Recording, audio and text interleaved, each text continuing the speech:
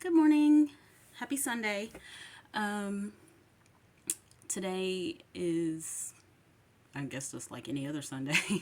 uh, it's a little rainy outside, which tends to, for me, sometimes, depending on how I'm feeling, it can be a great thing or it can be a shitty thing. Just depends. I woke up this morning feeling a little bit different. I've been working through a lot of sadness here recently. But something I started doing about a week or two ago was every morning when I get up, I do an 11-minute affirmation. While I'm doing it, I burn sage and incense, and then at night while I'm sleeping, I actually I play like 8 hour long positive affirmations or chakra realignings or just I find whichever one feels good that day and I listen to it while I sleep. I can honestly say I feel different. So maybe it's working. Um, Obviously, I've I've been sad, but I can tell that something is changing. Something I noticed about myself, a tick that I've had probably for the last 3 or 4 years, is when my anxiety is really bad, I will literally bite my nails in my sleep to the point that I will wake up with bloody fingers. It's a really weird thing. When I was a kid, I was a nail biter, and I used to get in trouble for biting my nails because I'd bite them so bad, but I was constantly anxious. At some point, I was able to, I guess, ease up on the nail biting, but that really didn't happen until I moved out into my own place after my divorce, after the couple of years I had to live at home while I was going through my divorce. But then when I moved into my own place with my children, I started to feel a little better. And I think that that's what helped with that anxiety. Don't get me wrong. I started going to therapy. My therapist suggested a doctor who actually put me on antidepressants and anti-anxiety medication, which I am still on to this day. Except all these years later, I'm on like literally the dosage I think is like 5 milligrams, so it doesn't even count anymore. But what I learned was all those years in my childhood where I was constantly on edge, constantly worried, constantly afraid, constantly watching other people to make sure I didn't step out of line.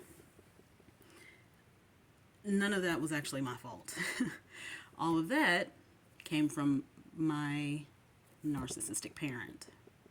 Um, I I've had these conversations with this parent, and I've explained to this parent that they are a narcissist. I've been very clear with them about it. Doesn't help to confront a narcissist at all. But my years of studying it, figuring out what I'm going through, figuring out why I thought I was crazy all the time, I realized, that was all because of narcissistic abuse. And if anything, I should be proud because I survived it. But yeah, my narcissistic parent is my mother.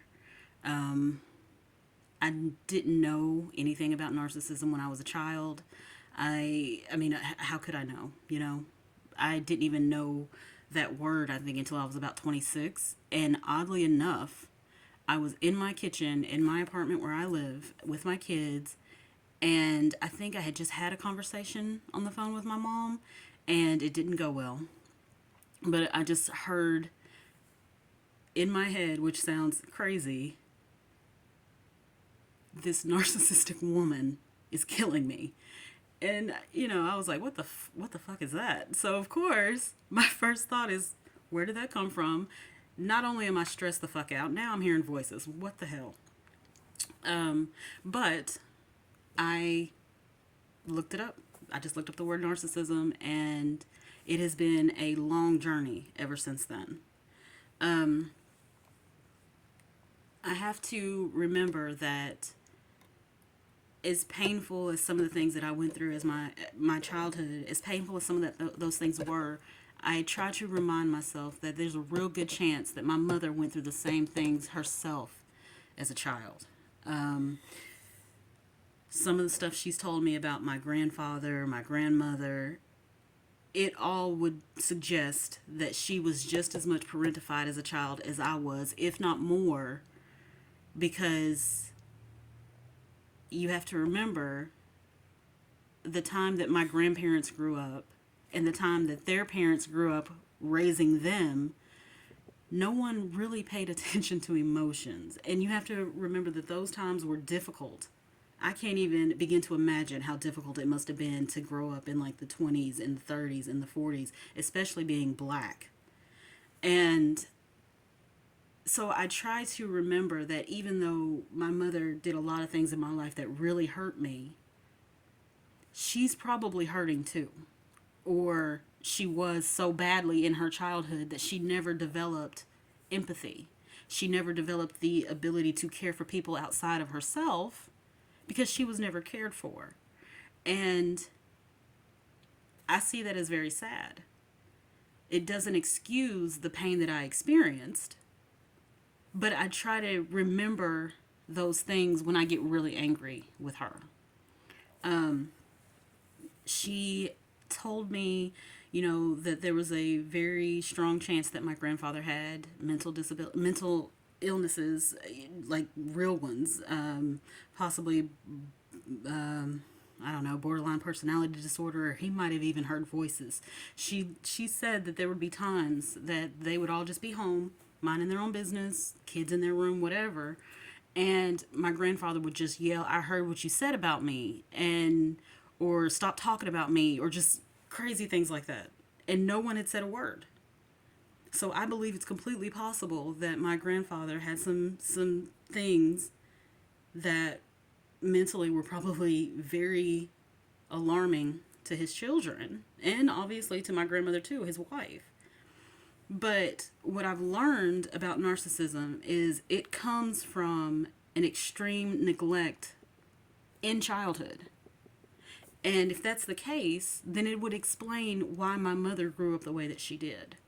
It would explain that her outbursts that she has sometimes, or some of the irrational thought processes that she has. It would explain that because clearly as a child there was no guidance, there was no nurturing. Everything was about getting shit done, and we got a farm to we got animals that need tending to. We got chickens, we need pigs, we got stuff we have to do. And as far as I know, my grandfather only had a 6th grade education. In fact, he tried to pull his kids out of school at 6th grade, and my grandmother told him, "You can't do that. They have to finish." But he only had a 6th grade education. So imagine only getting to the 6th grade and then going into the world trying to be a man and a father and not having any idea how to do any of that past what you learned in the 6th grade. And I don't even think that, emotions or feelings were considered back then. And if you were black, it probably didn't matter. It probably didn't matter at all because you had to work hard to survive. So I understand that as time has gone on, people have grown and matured and learned more. And when you know better, you do better. But somebody has to be the one to step in and say, "Hey, the way this is happening is not going to work for long." So I realized that my mom, it's not her fault that she was mistreated as a child. It's not her fault at all. It's not her fault that her parents were ill-informed. It's not her fault that she was put in the situation she was in. I know that as a young kid, my mom was not allowed to do a lot of things. She joined, I think, the flag team in high school just so she could get out of the house. But then she, that was all she could really do. My grandparents were very religious, so I assumed that they had a lot of rules that were difficult to abide by. And I think every kid would probably go through a rebellious stage at some point. And because of the lack of nurturing at home, my mom, I think, went out looking for attention outside, which is kind of what happens when you are neglected.